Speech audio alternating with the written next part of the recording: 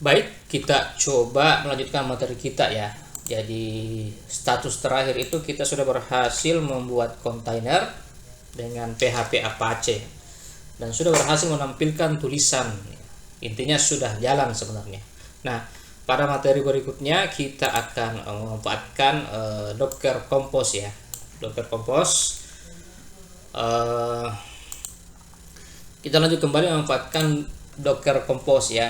Jadi Docker Compose itu adalah script untuk memudahkan kita menjalankan otomasi saat menjalankan kontainer. Jadi kontainer itu yang awalnya diketik mungkin panjang-panjang seperti ini, sebenarnya ada konfigurasi yang kita bisa simpan di file lain. Jadi misalnya ini volume ya, kita bisa simpan nanti pada file Docker Compose, sehingga pada saat kita membuat kontainer itu lebih terstruktur, lebih rapi karena filenya tersebar di beberapa tempat seperti itu.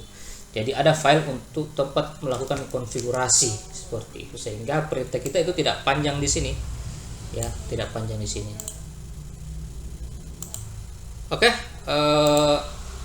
yang pertama saya cek kontainer saya dulu.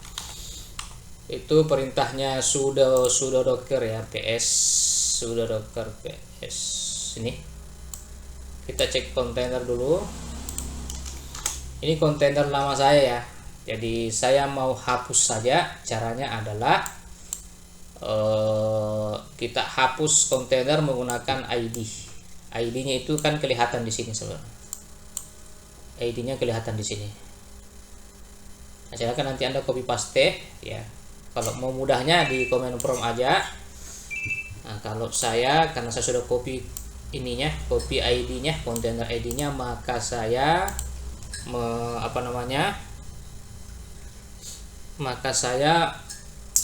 langsung saja copy paste ini biar terhapus.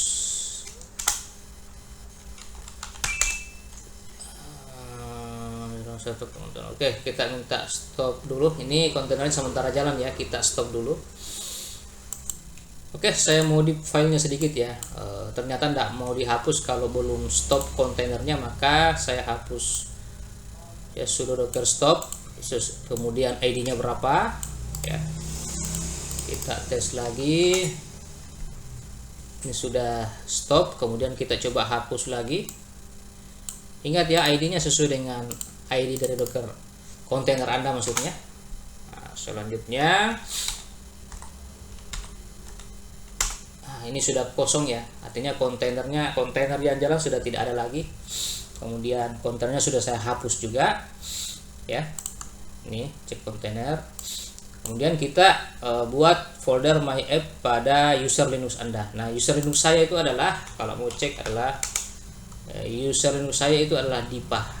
Nah, kebetulan posisi saya juga ada di /home dipa. Nah, di sini diminta untuk membuat folder my app, jadi saya langsung copy saja. Saya tidak pakai sudo karena ini merupakan daerah kerja saya, jadi tidak perlu memerlukan izin spesial. Nah, ini sudah jalan sebenarnya. Kalau kita ls /home pwd dipa, maksudnya dipa, maka akan muncul folder ya, my app, ada web, karena sudah ada folder sebelumnya, jadi ini sudah bertambah my app ya. Abaikan saja dulu ini webnya.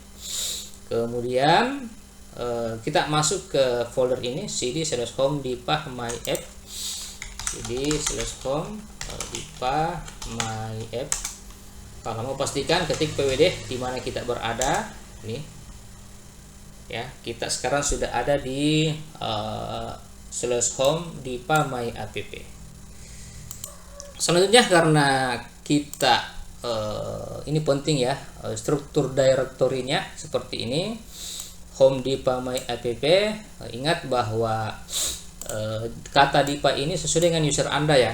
Jadi kebetulan user saya adalah dipa, jadi Anda ganti dengan nama lain, misalnya Adi kalau usernya adalah Adi ya. Nah, di dalam dipa nanti ini kita akan membuat sebuah file namanya dockercompose.yml. Kemudian folder ya, atau directory web, di dalamnya ada file index seperti itu. Jadi seperti inilah struktur direktori kalau ingin menerapkan Docker Compose. Ini contoh ya, seperti itu. Nah,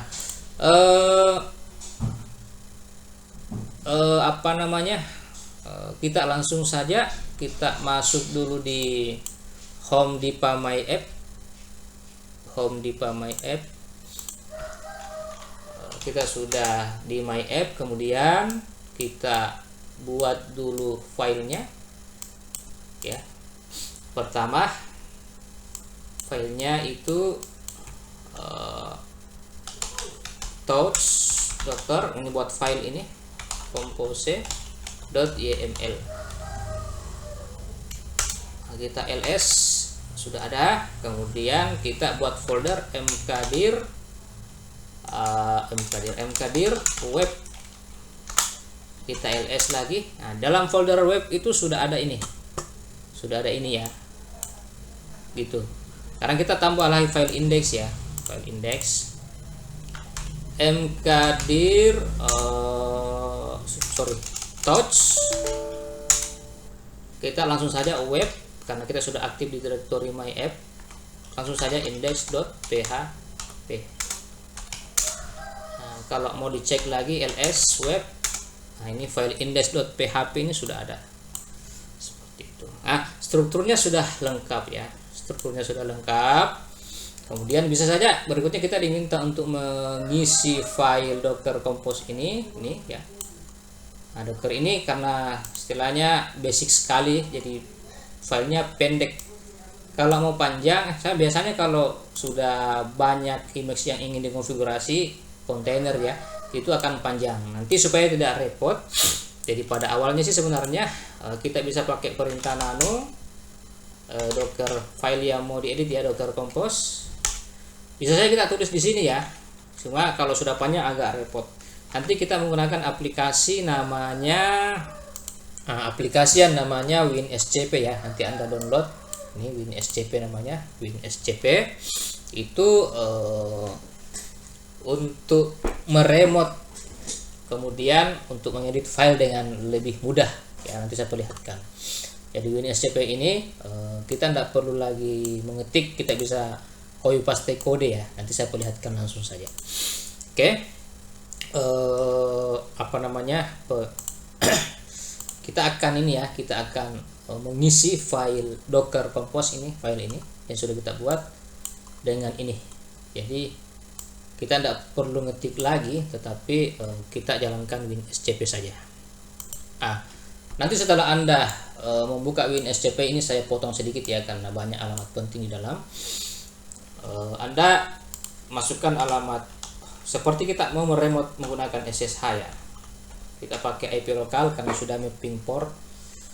Kemudian username-nya apa ya. Nah, kita login saja ini, kita login. Nah, ini minta password, nanti password untuk Dipa. Saya pakai password saya. Nah, sampai saat ini kita sudah berhasil masuk ke lingkungannya Linux ya. Di sini ini Windows, ini Linux. Nah, di sini kita bisa buat file, edit file dengan lebih mudah ketimbang menggunakan SSH dari command prompt atau PATI seperti itu. Jadi mau lihat directory yang tadi itu langsung ke sini saja, home Dipa, kemudian my app.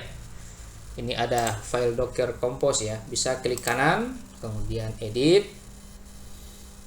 diedit.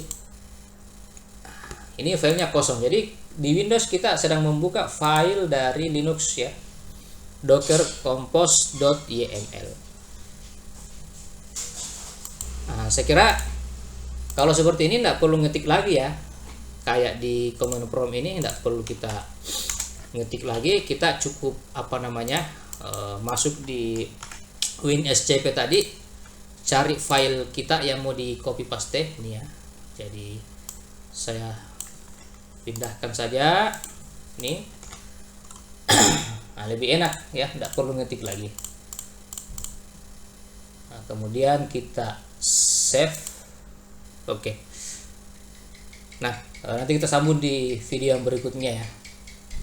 Kita sudah mulai konfigurasi dan menjalankan.